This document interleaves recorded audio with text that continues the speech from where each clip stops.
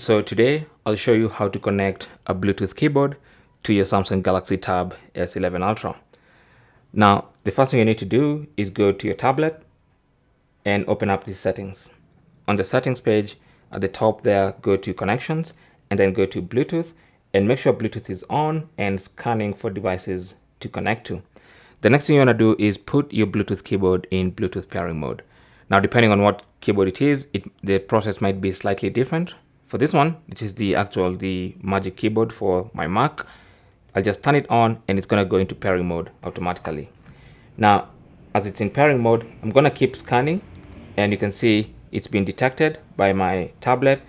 All I have to do now is select pair. It's going to be a pairing request. Just tap on pair and it's now paired and connected. It's really that simple. So now when I want to use it to type anything, I just type. And this would be perfect to use in DeX mode, especially if you want to use the desktop setup. It's going to be extremely useful.